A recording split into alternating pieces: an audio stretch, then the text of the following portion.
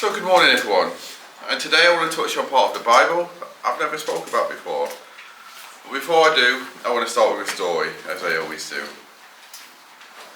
So we know the wedding can take a year to plan. Flowers, seating charts, arguments about the seating charts, and then the day itself flies by in a blur of photographs and sausage rolls. And then comes the morning after. Now you're sitting in your kitchen, surrounded by cards and cake boxes, and the house, everything just feels a bit strange and flat. And holidays are the same, aren't they? Because I know we're not all married. Months of looking forward to it, 2 weeks of sunshine, and then, that area, will you please? So holidays are the same. Months of looking forward to it, 2 weeks of sunshine, and then you land back in the rain. The suitcase sits in the hallway for a week because you don't really want to admit that it's over. And Monday morning's waiting for you like a bill that you forgot about. And we would call it the law of the day after. The bigger the high, the harder the ground when you come back down to it. Athletes talk about it, new mothers know it. Anyone who's ever finished a big project at work knows about it. You think the best days of our lives would leave us full up for months, but somehow they leave us empty by Tuesday. So here's what I want you to see this morning. There's a man in the Bible who had the greatest day of his life. It might be one of the greatest days in the whole Old Testament. Fire from heaven, a nation on its knees, everything that he prayed for, answered in front of thousands of witnesses. And within a day, that same man is sitting alone in a desert, asking for God to let him die. And he's not a weak man. He's not a faithless man. A prophet. In fact, our brother this morning in the Lord's Supper described him as the man who came to Jesus to represent the prophets. The prophet, some would say. So how does that happen? How does a man fall that far and that fast? And here's a question I really want us to carry this morning. When he fell, what did God do about it? So let me set the scene, because the fall makes no sense without the height he fell from. So 1 Kings chapter 18. I can't read the whole chapter, I'm afraid, because we'll be here all morning, but please do so in your own time at home. So I'm going to give you a summary of 1 Kings chapter 18. Elijah stands on Mount Carmel, one prophet against 450 prophets of Baal, with all of Israel watching. And the challenge is simple. 2 altars, 2 sacrifices, no fire. The God who answers by fire, be it our God or Baal, he is God. That's the challenge. Whoever answers is the God. And Baal's prophets cry out from morning until evening, and nothing happens. Then Elijah prays, and the fire of the Lord falls and consumes the sacrifice, the wood, the stones, the dust, and even the water in the trench around the altar.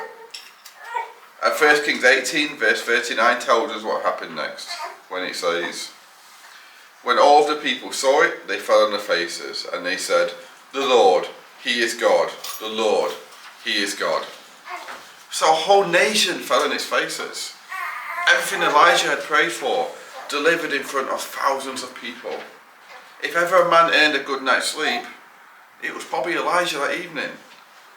But watch what one chapter does. So 1 Kings 19 and verses 1 to 4 this time. Now Ahab told Jezebel all that Elijah had done, and how he had killed all the prophets with the sword.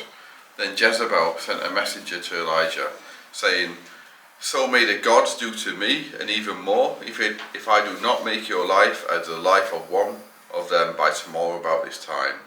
And he was afraid, and arose, and ran for his life, and came to Beersheba, which belongs to Judea, and left his servant there. But he himself went a day's journey into the wilderness, and came and sat down under a juniper tree. And he requested for himself that he might die, and said, it is enough now, O Lord, take my life, for I am no better than my fathers. So one threat for one woman, and a man who faced down 450 prophets runs for his life. He drops his servant, walks a full day into the desert, sits down under a scrubby little tree and asks God to end it all. It's enough. Take my life, is what he said. So we need to be honest about what we're reading here. So this is not Elijah having a bad morning. This is a man of God in complete despair, done with his work, done with his calling, done with living. And notice the shame tucked inside his prayer. I am not better than my fathers. So he isn't just exhausted. He feels like a failure. And if that was a member of this congregation, what would we say to them? So be careful how you answer to yourself, because heaven's about to show us. Put yourself in charge of heaven for a moment. I don't want to say this often, but try to put yourselves in the shoes of God just for a moment. Your prophet, the man you sent fire from the sky for yesterday, is sitting in the day after asking to die. So what did you send him? What do you send him? So most of us know the speech that we'd give if it was someone in this congregation. Or we've heard versions of it. Maybe we've given versions of it. You'd say, where is your faith? Did you not see what God did yesterday? Do you not know how many people would love to have witnessed what you witnessed? Come on now, pull yourself together. Count your blessings. Other people have it far worse than you. And every one of those lines has been said to a struggling Christian at some point. Usually by another Christian. Usually with very good intentions. And here's a remarkable thing about 1 Kings 19. God says none of those things at all. There's no rebuke. There's no sermon on gratitude. There's no reminder of Carmel. God does not tell Elijah that a stronger believer wouldn't feel this way. He does not point out the logical holes in his despair, because there's plenty of logical holes, but he doesn't point them out. He does not even answer the prayer, which if you think about it is a mercy in itself, because Elijah asked to die and God just quietly declined that request. So think about how strange that is. Elijah's despair was not reasonable. The man had just seen the most spectacular answer to prayer in his generation. He had every piece of evidence a believer could ever ask for, and it made no difference to how he felt. Despair doesn't listen to evidence. God knew that, so God didn't argue with Elijah. There's an old pattern in scripture of friends who got this wrong. Job's companions sat with him in silence for 7 days, and that was probably the best pastoral care they ever gave him, because then they opened their mouths and spent 30 chapters explaining his suffering to him. At the end of the book, God gives his verdict in all those speeches. So that's Job chapter 42 verse 7, when it says, "It came about after the Lord had spoken these words to Job, and the Lord said to Eliphaz the Temanite, my wrath is kindled against you and against your 2 friends, because you have not spoken of me what is right, as my servant Job has." So God's wrath was kindled, not against the man who despaired, against the men who lectured him. So God does not lecture the broken. Hold on to that, because it tells you something about his character that we badly need to know. And it sets a standard for how his people treat one another. So if God didn't send Elijah a speech, what did he send? So read with me more of 1 Kings 19, but this time verses 5 to 8, please. And it says, "He lay down and slept under a juniper tree, and behold, there was an angel touching him, and he said to him, Arise, eat. Then he looked, and behold, and there was at his head a bread cake baked on hot stones, and a jar of water. So he ate and drank and lay down again. The angel of the Lord came again a second time and touched him and said, Arise, eat, because the journey is too great for you. So he arose and ate and drank, and went in the strength of that food 40 days and 40 nights to Horeb, the mountain of God." So look at what God sent: a suicidal prophet. An angel, yes, but what did the angel bring? He didn't bring a vision. He didn't bring a prophecy. He brought bread and water. And what did the angel let him do? He just let him sleep. Food and rest. That was heaven's first response to a man in despair. Before God said one word about Elijah's soul, he looked after Elijah's body. So we sometimes talk as if the body and the spirit have nothing to do with each other. As if a Christian should be able to run on faith alone, the way a car runs on petrol. God doesn't talk that way. God made us. He knows that a man who hasn't eaten and hasn't slept cannot think straight. He cannot pray straight. He cannot see anything as it really is. Some of the darkest thoughts you've ever had, they come at 2 o'clock in the morning. And they look very different after breakfast, don't they? So that isn't weak faith. That is being made of dust, which is how God made you. And he's not embarrassed about it. So notice the touch as well. The angel touched him twice. So God could have left the bread and gone. He didn't. Somebody touched him the way that he'd wake a child. And there was warm bread and cold water, and then permission to go back to sleep again. And then the second visit, and a sentence that I really want you to take home with you. If you take anything home with you today, arise, eat, because the journey is too great for you. The journey is too great for you. Think about who he's saying that. God is not surprised by Elijah's collapse. He isn't disappointed that his prophet turned out to have limits. He states it as a plain fact. The way you say the box is too heavy for one person, it isn't an insult. It's a reason for the provision. The journey is too great for you, so eat, so rest, so take what I've given you. Some of you have been trying for years to hear God say, pull yourself together. He never said it to Elijah, and he isn't and will never say it to you either. What he said was closer to this. I know exactly how much you can carry, and I know this is more than that, and I've already put bread at your head. And fed and rested, Elijah walks 40 days to Horeb, the mountain of God, the same mountain where Moses met him. Because the food was never the whole answer. It was the strength for what came next. At Horeb, God asked Elijah a question. What are you doing here, Elijah? And Elijah pours it all out. I've been zealous for you. The people have abandoned your covenant. They've killed your prophets, and I am alone left, and now they want me dead too. And then God tells him to stand on the mountain. So, 1 Kings 19, verses 11 to 13 this time, it says, so he said, go forth and stand on the mountain before the Lord.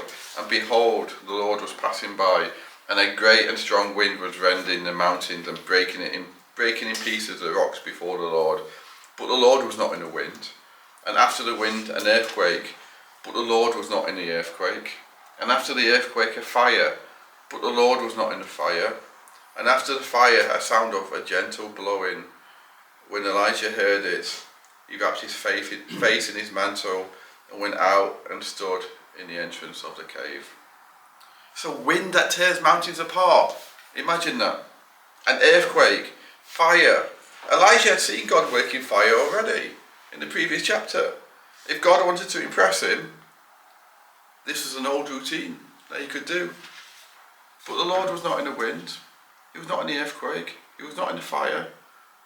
But then a sound of gentle blowing. A quietness so gentle, you'd miss it if you were still listening for the thunder that was about to come. And that is what brought Elijah to the mouth of the cave with his face wrapped in his cloak. Elijah's despair didn't need another spectacle. Carmel was the biggest spectacle of his life, and it hadn't kept him from that juniper tree. What he needed was quiet.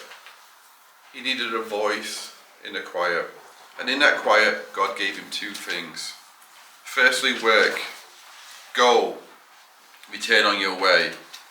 Anoint Hazael king over Aram, anoint Jehu king over Israel, and anoint Elijah as prophet in your place. So God's plans had not collapsed, and Elijah was still in them. There's a deep kindness in being given something to do sometimes. Despair tells you that you're finished and useless. God, in his despair, handed him tomorrow's job list to do. And second, the truth. Elijah had said it twice. I am alone. I alone am left. God saves his correction for last, but it's a gentle correction. So 1 Kings 19 verse 18. Yet I will leave 7,000 in Israel, all the knees that have not bowed to Baal, and every mouth that has not kissed him. 7,000. Elijah thought he was the last faithful man in the world, and he was off by 7,000. His despair had been lying to him about the facts, and despair always does lie to you about the facts. It tells you no one understands you. It tells you no one else has stood where you stand.